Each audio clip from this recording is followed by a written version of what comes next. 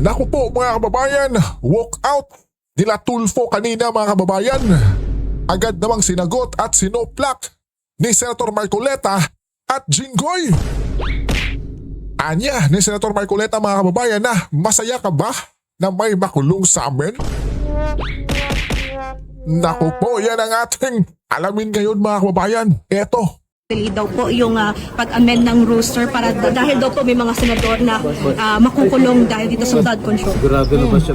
Sigurado ba siya? Meron ba siyang contact sa taas o sa korte? Naku po mga kababayan, may kontak ka ba, Senator Erwin?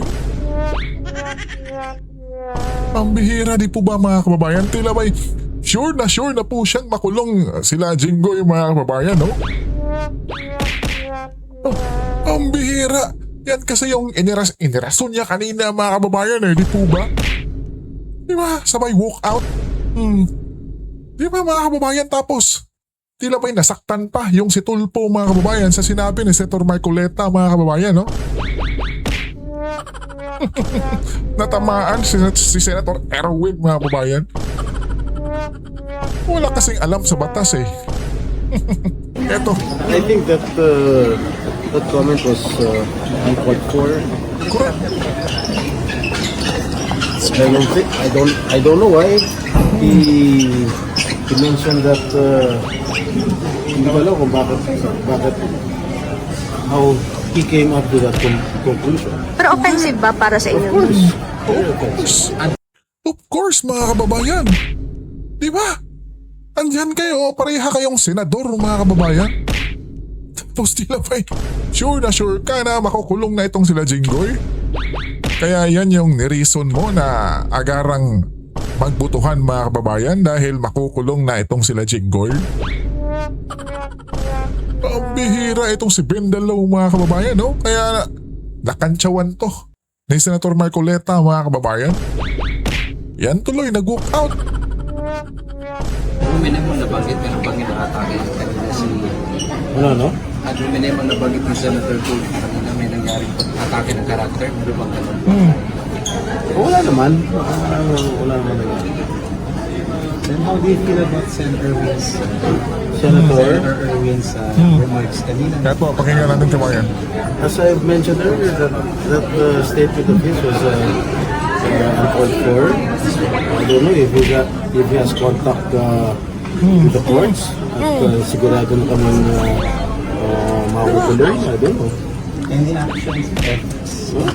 Are you favor with Marcoleta's motion?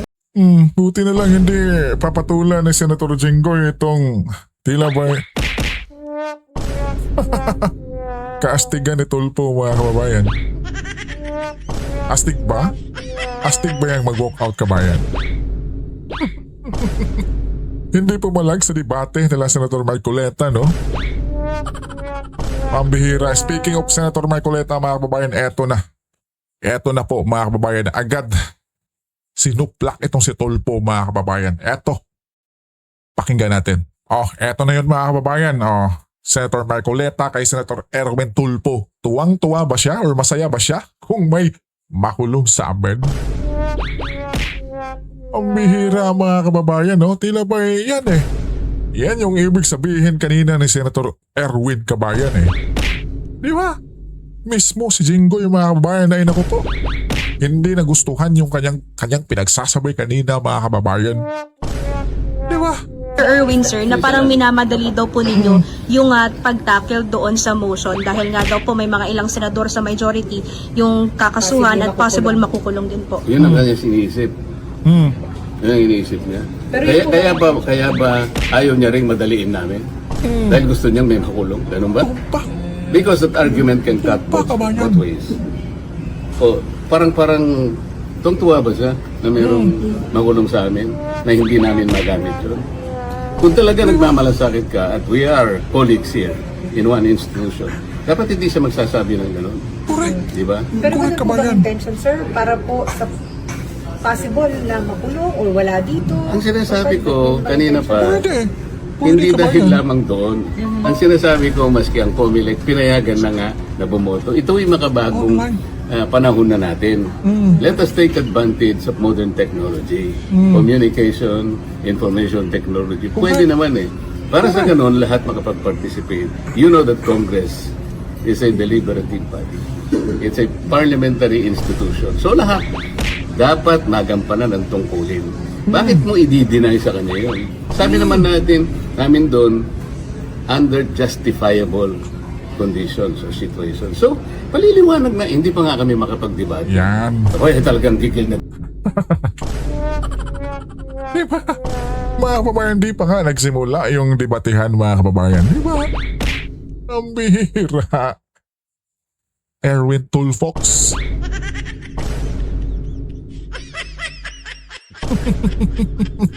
Pero pag away mag-asawa, mga kababayan, ay naku po.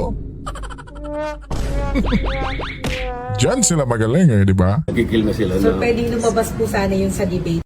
Tapos, kung magdebate yung mga kababayan, ay naku po. Sabay walk out, mga kababayan.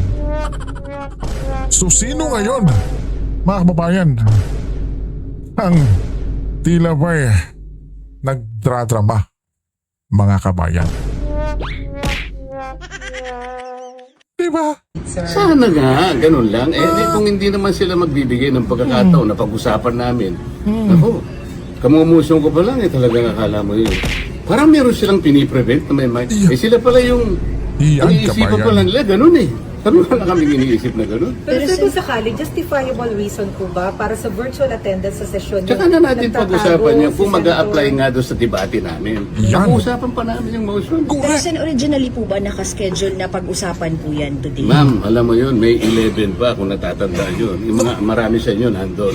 May 11 sa nangyari. Naku po, may 11 pa May pala. 11 yun ha. Yes po. Yung Senator. minority, kapagkat nakuha namin ng majority, nandun sila lahat sa lounge namin. So ako naman, kinukumusta ko naman sila. Saan napunta itong mga kasama ko? Dinakita ko. Nagbiro pa nga ako eh. Mga bossing, mukha kayong malagihay lahat. Ha? Ba't ang pupula ng... Alam niya na ibig ko sabihin. Nakausap ko nila. At din nung i-propose ko yun, isip-isipin mo kahit na mapupula, biglang nito magbuka agad. Talagang binabantayan na parang bang napaka... Is there something spectacular? Yun ang ano, yun ang problema. Bakit ang... Meron talaga. Parang napaka-special sa inyo. Parang bakit takot na takot ka ba kayo na i-amend natin ito? Ayaw ba ninyong i-take advantage sa modern technology? Ano ba tayo? Panahon pa ba tayo ng medieval age? Andito na yung technology. At sisihin natin ng Comelec. Kayo naman. Pati internet, ginagamit na ninyo. Kasi di ba Ganyan. magbibigay ng special favor sa ibang senador? Kasi kayo able... They could say that. Pero wag dapat silang mag-speculate. Payagan muna nila yung aming trabaho, deliberative body, parliamentary body. Ang problema, kayo alam niyo, merong isa dyan, tatayo. Pag in-interpolate mo, tatakbo. Ngingiti ka, kilala mo, di ba? You're referring to... Ikaw na, kilala mo sila. Tatayo siya. Pag gusto mo siya interpolate, tatakbo siya dun sa lounge, o kaya akyat siya, ang tangkaran yung ginagawa, pupunta siya sa inyo. Interview rito, interview doon. Hindi po ganun ang Congress. Hindi po ganun ang Senate. Either nakidebate ka, kung ayaw mo makipagdebate, you have no right to become a senator of this society. Kung mag-walk out ka, kayo po. Eh ngayon po, baka ang iniisip nila ngayon, parang kami na naman ang masama. Hindi po kami na. Yan, mga kababayan. Panigurado, kukuha na naman sila ng simpatya. Kuno. Di po ba, mga kababayan? Sa tingin ba nila, kabayan, sa ginawa nilang pag-walk out na yan, ay sila pa yung bida? Mamaya, mga kababayan, hindi, panoorin natin yung tila ba'y kadramahan nila nung nag-walk out, mga kababayan. Tila ba'y may pagalit-galit pa si Senator Erwin Tulfo, mga kababayan. Di ba? Tapos sabay-sabay silang naglakad, mga kababayan, palabas ng Senado. Tila ba'y nasa isang pelikula, mga kababayan? Ganon yung senaryo kanina Pero patapusin na muna natin itong si Senator Marcoleta, kabayan. You just imagine this. Hindi ba kami mga mature na tao na pag-usapan namin ito? Binoto po kami para pagdebatihin ang lahat ng bagay. Bakit ka mag-walk out? Bakit ka mag-walk out? Yung mandato bang binigay sa iyo ng bayan, hindi importante sa iyo. Yung- Natatakot ka bang makipag-debate? Yun. Yun ang problema nila eh. Kami po hindi kami hindi kami yung gumagawa. Hindi kami nag-uumpisa nito. So they just walk out and then they question the quorum. What do you think? Pero sir, your comment No, what do you think? Your comment Teka muna. Wait. They walk out and somebody was left to just move to adjourn. What do you think? Dahil wala pang quorum. Sila nga nagbigyan ng condition pa mawala ang quorum. So, plano nila yun eh. So what do you think? Ko, plano pala, So what do you kabayan. think, sir? Kasi kayo ang magboboto. Pati kayo ako naman, siyempre kailangan naman magtanong naman ako sa inyo. Hindi naman ko palagi Hindi lang namin kami. pwede Kayo ito naman, kasi hindi media. namin. Kayo No. may- Kayo naman. I am not asking you as a reporter, but a patriotic citizen of this republic. Lahat tayo kasama Tumpak, dito. tumpak. Gusto ko makita nyo yung distinction. Tumpa. Salamat po sa inyong lahat. Sir, your comment dun sa minamadali, bakit kailangan ngayong araw i-resolve Pero ito? sir, yung sasabihin ng client, sir, na may ano daw po, ay yung whole departure order, sir. Sa susunod na yan, boss. Opo.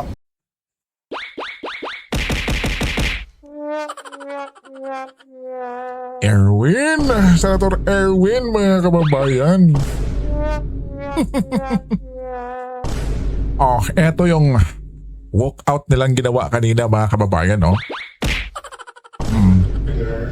Because his question sa mamadali, bakit, can be discussed Yun, oh. in Nako. Nako po, si Subiri pala yung tilabay nanguna talaga sa pag-walkout, kabayan. Ang bihira ang bastos naman, no?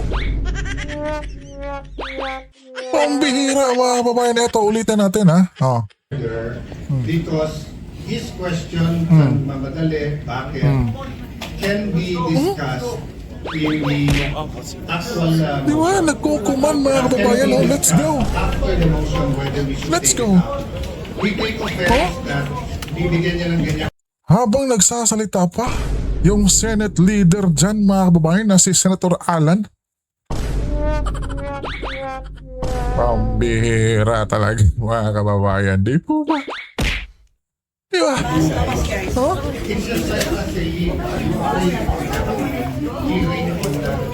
Pambihira.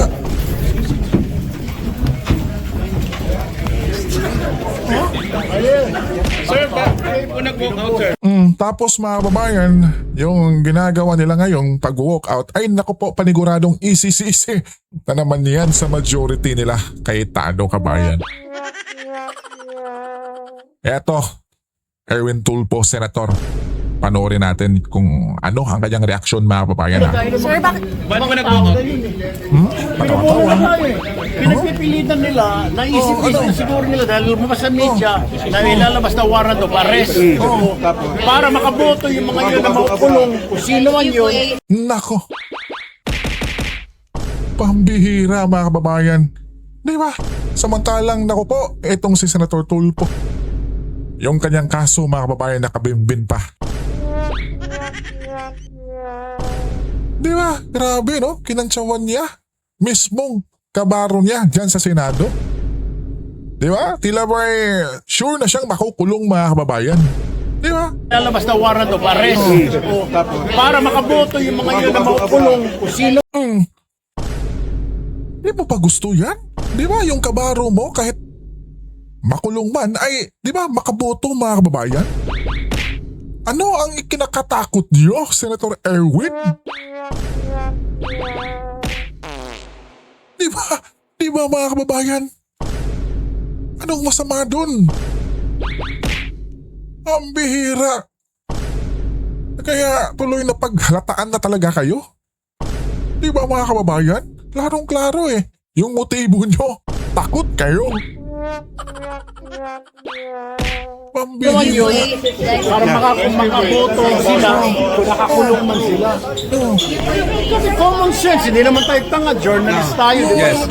Common sense. Yes, sir. Ako hindi tanga, kabayan. BS. O ano mga rules. What? Mga rules pa. Di ba siya kasamahan dyan sa Senado, mga kababayan? Tila ba'y kinestyon pa niya yung rules sa Senado? Pambihira. Pambihira, mga kababayan. Tila ba yung pinagagawa dito ng ating butihing senador na si Erwin, mga kababayan, ay tila ba'y kabastusan, mga kababayan? Di ba? Lalong-lalo na yung ginawa nila habang nagsasalita pa yung Senate leader. Tapos ganyan yung gagawin nila, kabayan. Di ba talagang takot sila, mga kababayan? Real talk lang po, takot sila. At anong masama naman doon sa, di ba? Kahit na makulong, ay makaboto pa rin gamit yung online, mga kababayan. Masama doon. Sir, sir, paano po yun? Paano yun, sir? Paano yun, sir? Ano? Hindi na magkaroon ng boto. We just woke up. Because we will not be part of this. It's a travesty of our rules, of the Senate rules. Hindi kami papayag sa mga Niloloko tayo. Hindi sila pwedeng mag... Na! Ko po, niloloko? Sinong niloloko, mga kababayan? Sino? Hindi sila pwedeng magpasa ng motion ngayon, sir. Sir, hindi sila pwedeng magpatuhan. Sir, paano ba yun? violation of the rules. Because they are disobeying our rules. Disobeying our rules? Minority na kayo, Madam Chair. Di po ba, mga kababayan? Di lang kasi nila matanggap, mga kababayan, na sila ngayon ay nasa minorya na, kabayan. Di ba? Narinig nyo naman yung sinabi ngayon ni Senator Risa? Di sila nakinig sa aming rule? Ulitin nga natin, kabayan. Because they are disobeying our rules. They are disobeying our rules. Di sinunod yung aming rules. Di po ba, mga kababayan? Ang bihira. Tingnan nyo, oh. Tila ba'y galit na galit sila, mga kababayan, oh. Tumitirik pa yung mata ni Zubiri dito, oh. Ang bihira, mga kababayan. Trapong-trapo yung galawan, oh.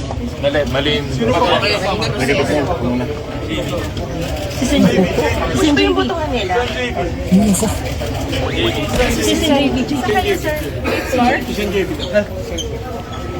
Sir, sa kayo ngayon? Sir, paano yun? Hindi pwede magbotohan? Kasi wala silang quorum. Walang quorum. We have no quorum. Okay, sir.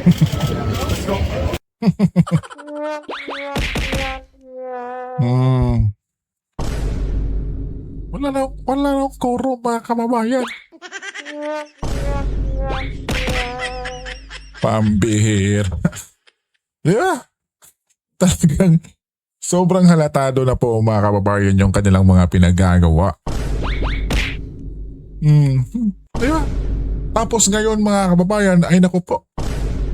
Yung si Boying, mga kababayan, ay naku po, may iba pa raw pong senador na makakasuhan. Ito, pakinggan natin, mga kababayan, itong si Boying Remulla, kabayan. Pa po, yung masasampahan ng plunder. Meron pa raw, Marami pa ibang kaso. Hindi ko alam kung yung tatlo pa plunder ay pa-file namin. Hindi pa namin alam. Pero maraming violations of law kaming nakita. So, I think there are at least 3 more senators. So, Cheese, Villanueva, Estrada, may Tingnan nyo, tatlo mga pa. kababayan. Marcoleta. Barculeta. Tapos meron pang tatlo pa. May tatlo pa. Tatlo, 4 pa. So, 7 po ang mawawala sa Senado. Naku po, 7 senador, mga kababayan, yung mawawala raw.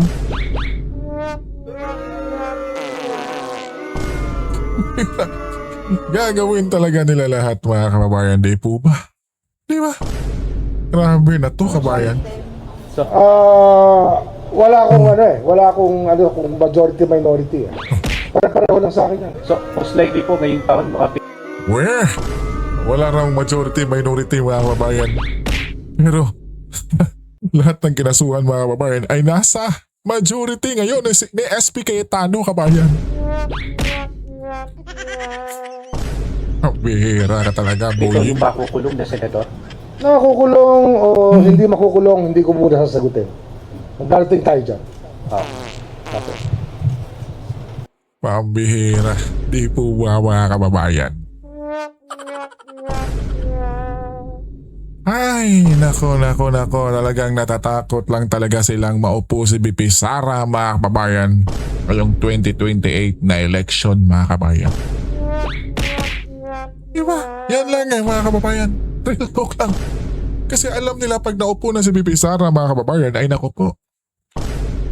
Doon tayo makakita ng mastermind talaga sa flood control na makukulong mga kababayan. Di gaya ngayon na naku po si Senator Revilla. Sino pa? Sila Jinggoy. Villanueva. Marcoleta, Chis Escudero mga kababayan. Yan raw po ang makukulong dahil sa flood control. Pambira, ikaw kabayan. Ano sa tingin mo ang mga pinaggagawa nila ngayon? Komento mo lang sa baba kabayan at pag-usapan natin yan syempre. Hanggang dito na lang po. Anong latest po kabayan? God bless you po.